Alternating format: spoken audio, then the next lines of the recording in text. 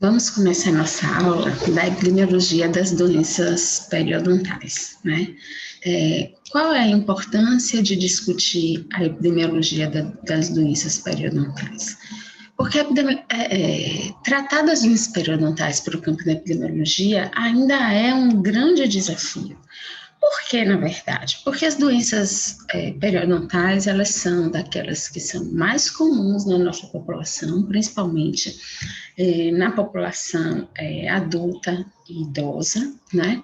Então, a gente sabe que ela acontece em expressiva magnitude ou prevalência e gravidade nas populações humanas.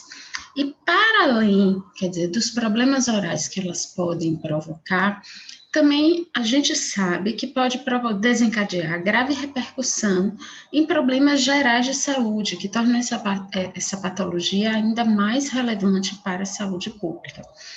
Na odontologia, ela é a segunda doença bucal mais prevalente no mundo e ela acomete tanto países desenvolvidos quanto países em desenvolvimento. E por que é tão difícil pensar na epidemiologia da doença periodontal, né? Porque quando a gente discute a epidemiologia da doença periodontal, a gente não está falando de uma doença, né? A gente está falando das doenças periodontais, que vão compreender um grande grupo de lesões e de alterações de caráter inflamatório, que vão afetar todos os tecidos de proteção e de sustentação do dente. Quer dizer, então a gente vai desde a gengivite básica mais simples, né? A gengivite inflamatória simples, até a periodontite mais avançada, a periodontite juvenil, quer dizer, inúmeras alterações que estão classificadas dentro desse bojo das doenças periodontais, né? Então, o que a gente sabe é que a doença periodontal trata-se de uma infecção, né? Ela é sempre provocada por uma infecção que atinge gengiva, osso ou ligamento periodontal ou todos esses tecidos, e que, se não receber a terapia adequada, ela pode levar à perda dos dentes, a depender da capacidade de defesa imunológica do indivíduo, né? Dos tipos de micro-organismos que infectam aquele local, né? Que colonizam a superfície dos dentes e desses tecidos, e de outros fatores considerados de risco para periodontopatias, por exemplo, o uso do fumo, a diabetes, questões indivíduos imunossuprimidos, né? Então, diferente da cárie dentária, embora a gente tenha um grande elemento de multideterminação da cárie, a multideterminação da doença periodontal é ainda mais complexa, né? Do ponto de vista epidemiológico, a gente também tem estudos que já associam a baixas condições socioeconômicas, a comportamentos prejudiciais à saúde, como tabagismo, alcoolismo, dieta insatisfatória, óbvio, a higiene bucal deficiente e a própria dificuldade de acesso aos serviços de saúde. Então, as doenças periodontais, elas podem ser classificadas a partir de descritores clínicos, que é aquilo que vocês já aprenderam, com certeza, né? Então, como é que a gente pode diagnosticar clinicamente uma gengivite, né? Quer dizer, a partir do sangramento gengival, pela sua condição inflamatória, pela cor, pela textura, né? A periodontite, a gente tem alguns grandes marcadores, que é a profundidade de bolsa, a sondagem, a medida de recessão ou de hiperplasia, ambas medidas com a sonda periodontal, seja milimetrada, seja a sonda OMS, o nível de inserção, a sondagem, como inúmeros outros, como a lesão de Furca, a perda de osso alveolar, a mobilidade dentária, a presença de placa, a presença de cálculo, a presença de fatores retentivos. Então, quando a gente está discutindo o diagnóstico clínico para o diagnóstico epidemiológico da doença periodontal, a gente tem que lançar mão desses descritores clínicos que vão nos ajudar a criar pontos de decisão ou pontos de corte, né, para caracterizar a doença.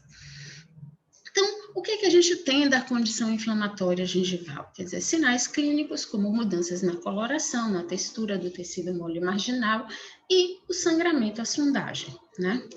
A profundidade de bolsa sondagem, né, ela vai ser registrada em cada sítio, né, ou cada sítio dentário, quando né, da distância da margem gengival ao fundo da bolsa periodontal, quer dizer, a extensão mais apical da penetração da sonda, né? Então, eu tenho certeza que todos já fizeram uma sondagem periodontal.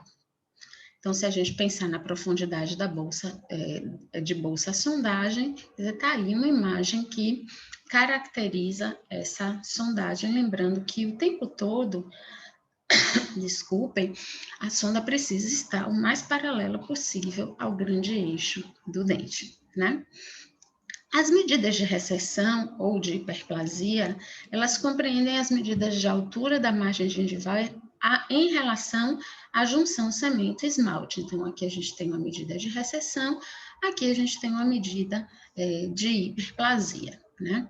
Então, aqui duas imagens que traduzem, né, um pouco essa característica. O nível de inserção à sondagem pode ser avaliado por meio de utilização de uma sonda graduada, seja ela milimetrada, seja a própria sonda OMS. E é óbvio que vai caracterizar como a distância em milímetros da junção cemento-esmalte até o fundo da bolsa ou suco gengival. Quer dizer, só lembrando que ela é diferente da recessão, porque a recessão é da margem gengival até a junção cemento-esmalte. Já a retração, eu estou considerando lá do fundo da bolsa. Então, se eu tiver ainda uma bolsa periodontal, uma maior profundidade de sondagem, eu tenho um nível de inserção à sondagem maior, por exemplo, do que a própria recessão gengival, né? E por que o diagnóstico da periodontite ele ainda é um desafio da epidemiologia? Porque a gente tem esses múltiplos critérios clínicos para definir o que é a doença periodontal, né? Então, a gente tem uma diversidade de indicadores clínicos, uma diversidade de indicadores de medida e uma falta de consenso entre epidemiologistas e periodontistas da melhor definição, da melhor classificação epidemiológica das doenças periodontais. Só para vocês terem um exemplo, por exemplo, os periodontistas insistem na importância da sondagem de 6 sítios de todos os dentes da boca. Só que, para a epidemiologia, esse é um exame extremamente complexo. Não só complexo pelo tempo que ele leva para ser realizado para cada indivíduo, como também complexo você qualificar uma equipe, por exemplo, você ter 10 examinadores que façam a sondagem de todos esses sítios, em todos esses dentes, e concordem no seu diagnóstico, porque isso é muito importante para a epidemiologia. Eu não consigo, por exemplo, num grande levantamento epidemiológico municipal, ter um único examinador. Eu vou ter 10, vou ter 20 examinadores, né? E aí, quanto mais eu complexifico o meu exame para a periodontite, para o diagnóstico da periodontite, mais eu torno difícil, né, essa concordância entre esses examinadores também, né? Então, a escolha da medida que a gente faz para utilizar a doença periodontal, ou para medir a doença periodontal, depende muito do tipo de estudo que a gente vai fazer, né?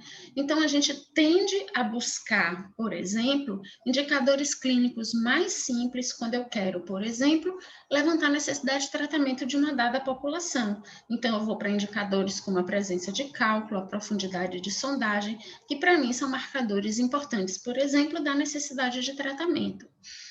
Quando eu preciso, por exemplo, descrever os níveis da doença em uma população, fazer um inquérito epidemiológico no município, num país, eu também preciso de indicadores que sejam simples e fáceis de calibrar grandes equipes, que um número grande de investigadores ou de examinadores sejam capazes de concordar. Então, eu também vou para critérios mais diretos, como sangramento gengival, a presença de bolso, a perda de inserção periodontal. Mas se vou para estudos mais complexos, então, por exemplo, um doutorando que vai avaliar fatores de risco envolvidos em determinada doença, que pode ele ser um único examinador, então eu posso partir para o uso de indicadores mais específicos, mais complexos, mais difíceis de serem realizados na clínica, como também na epidemiologia. Então, o que a gente já viu é que a doença periodontal, a gente tem múltiplos índices epidemiológicos, como também temos na cárie, como também temos em outras alterações. Mas na doença periodontal, essa quantidade, essa variedade de índices, eles por si só são um atestado da imprecisão e das dificuldades que ainda cercam essa quantificação das doenças periodontais. Mas o que a gente sabe para a epidemiologia, né? A gente já sabe que a gente precisa de um indicador que tenha clareza e simplicidade. A gente viu lá na cárie, né? Que por que o CPO ainda é tão utilizado? Por que o CASH tende a substituir mais o CPO do que o ICDAS, que usa mancha branca? Por conta da sua clareza e simplicidade e a sua reprodutibilidade, né? Então, eu preciso de indicadores que tenham clareza, simplicidade, reprodutibilidade, aceitabilidade e validade. Então, por quê? Porque quando eu vou para um inquérito epidemiológico, para um levantamento epidemiológico numa comunidade, quando eu preciso examinar 1.000 pessoas, 500 pessoas, eu preciso pensar no custo envolvido daquele exame, no tempo que eu vou levar para examinar cada indivíduo desse, nos recursos humanos disponíveis. Então, a gente já viu que na saúde pública, a gente diminui o detalhe, né? A gente reduz a nitidez do critério, né? Para a gente ganhar tempo, conseguir validade e reprodutibilidade, clareza e simplicidade desse examinador e reduzir os custos. Para a doença periodontal, a OMS propõe 2 indicadores que a gente vai ver agora, que são o CPI, que é o índice periodontal comunitário, traduzido, e o PIP, que é o de perda de inserção periodontal. Então, como é que a gente vai medir, né, a doença periodontal por esses critérios? Né? Ela é avaliada nas idades de 12, 15 a 19, 35 a 44, 65 a 74 anos, e o índice de perda de inserção periodontal, por motivos óbvios, ela só é avaliada na população de adultos e idosos nas faixas etárias índices de 35 a 44 e 65 a 74 anos. Então, o índice periodontal comunitário, ele vai avaliar aquele sítio quanto a 4 critérios, né? Vamos lá, do diagnóstico clínico, eu vou escolher se aquela região, ela está rígida, se tem sangramento, se tem cálculo, ou se tem bolsa, seja bolsa leve, seja bolsa profunda. Para fazer o PIP e o CPI, eu utilizo a sonda periodontal da OMS, né? A sonda periodontal da OMS, ela tem uma bolinha na ponta de 0,5 milímetro e ela tem essas gradações que vocês podem ver, né? Aqui. Para fazer o CPI, eu divido a boca em sextantes, né? Em 6 partes. A parte central e premolares a molares. E qual é o meu primeiro grande elemento? Eu não vou fazer a sondagem de todos os dentes. Por quê? Por conta do tempo, né? Vamos lá, reduzir tempo. Então, eu defino dentes índices que estão sinalizados aí nessa imagem, né? O 16, 17, 11, 26, 27, 36, 37, 31, 46, 47, sendo que só vou fazer a sondagem, né, dos sítios, de pelo menos 6 sítios, nestes dentes índices, para aumentar a validade do exame, né, a reprodutibilidade do exame e reduzir o tempo. Lembrando que para populações até 19 anos, eu só vou sondar os dentes índices principais, um dente por sextante, né? Atininha, e se eu não tiver o dente no sextante, se eu não tiver o 16, se eu não tiver o 11, eu vou substituir esse dente, né? Então, no momento do exame, eu preciso ter pelo menos 6 pontos que são examinados em cada um dos dentes índices, nas superfícies vestibular e lingual, e ele sempre deve ser iniciado na disto vestibular, passando pela sondagem de todos os dentes. Lembrando que a sonda periodontal deve ser introduzida levemente no sulco gengival ou na bolsa periodontal, né? Ligeiramente inclinada, mais próximo ou mais paralelo possível ao longo eixo do dente, né, de forma que se aproxime a configuração anatômica daquela superfície radicular, né? E a força de sondagem não é para provocar uma bolsa periodontal, tá certo? Lembrar que essa sondagem é uma sondagem leve, que provoque no máximo uma ligeira isquemia, por exemplo, na unha. Então, a posição de sondagem, né? Lembrando que o registro, né, particularmente, em menores de 19 anos, a gente só vai sondar um dente índice por sextante, mas na população de 12 e de 15 anos, menores de 15 anos, né, então na faixa etária índice de 12 anos de idade, a gente não registra a bolsa periodontal. Por que não registra a bolsa periodontal? Ela não pode existir na população de 12 anos? Pode, né? Mas aos 12 anos também pode ter erupção de segundo molar permanente, erupção cardia do canino. Então, a gente também tem maior chance de ter falsas bolsas periodontais. Mas eu também posso ter perda dentária, né? Então, eu posso ter, por exemplo, um indivíduo de 50 anos de idade que não tem o 15, 16, 17, porque ele perdeu esse dente para cárie. Então, toda vez que eu não tenho pelo menos 2 dentes no sextante que não são indicados para extração, que são passíveis de sondagem, eu vou excluir com um X aquele sextante, né? Então, como é que eu vou classificar o índice periodontal comunitário, né?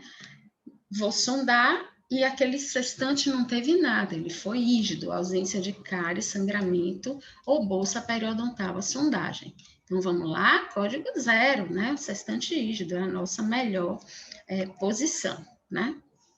Então, eu tenho sangramento, que é o meu segundo grande marcador. E aí eu vou olhar se aquele sextante tem ou não tem sangramento. Ele também pode ser excluído se eu não tenho pelo menos 2 dentes funcionais à sondagem, ou não examinar, né? Por exemplo, quando eu não consigo fazer o exame por algum motivo. A mesma coisa com cálculo, né? Então, lembrando, o CPI ou PIP, o IPC, para quem usar a tradução, né? Ele vai medir sangramento, cálculo e bolsa dentária. Então, a gente já mediu o sangramento, já anotou aqui a presença ou ausência de cálculo naquele sextante, né? E vamos medir a bolsa periodontal. A bolsa periodontal, ela vai ser medida a partir de 2 parâmetros, né? Ou de 2 níveis. A ausência de bolsa, a presença de bolsa rasa, quando a sondinha da OMS está lá na primeira tarja, e a presença de bolsa profunda, né, quando a sonda periodontal ultrapassa a primeira tarja, tá? Alcança lá a tarja de 5,5 milímetros. Complementar a presença de bolsa periodontal, né, ao CPI, eu vou realizar um outro índice, chamado Índice de Perda de Inserção Periodontal, ou PIP. O PIP, ele é basicamente um complemento do CPI, quer dizer, a gente vai examinar os mesmos sextantes, ele é feito normalmente no mesmo momento que é feito o CPI, né, mas ele cabe alertar que a gente vai anotar para o PIP a pior condição que foi encontrada naquele sextante, né? Lembrando que a perda de inserção periodontal, ela só vai ser registrada para as faixas etárias de 35 a 44 e 65 a 74 anos. Isso é para adultos e idosos. A gente não faz o PIP para adolescentes, por exemplo, não tem sentido, né? Então, para fazer o PIP, a perda de inserção periodontal, minha principal referência é a junção cemento-esmalte. Então, eu quero saber quem perdeu inserção periodontal a partir da junção cemento-esmalte. Então, o indivíduo pode não ter perdido nenhuma inserção, a junção cemento-esmalte, ela está 0, você nem vê, ou pelo menos até 3 milímetros, né, com a primeira tarjinha lá da sonda periodontal. A perda de inserção entre 4 e 5 milímetros, né? Então, a primeira marcação preta da sonda. A perda de inserção entre 6 e 8 milímetros, né? A terceira área lá da sonda. E a perda de inserção, né? Entre 9 e 11 milímetros, a quarta áreazinha lá da sonda, aqui, ó, na junção cemento-esmalte. E a miséria, né, que 12 milímetros ou mais, ela já ultrapassou a última marcação lá da sonda OMS, ou um sextante excluído quando eu não posso fazer a sondagem. E quando a gente vai para a ficha, como é a ficha lá, né, para fazer o exame periodontal, né? Eu tenho, olha aqui, ó, os sextantes, tá certo? 16, 17, 11, 26, 27, 36, 37, 31, 46, 47, e eu vou registrar.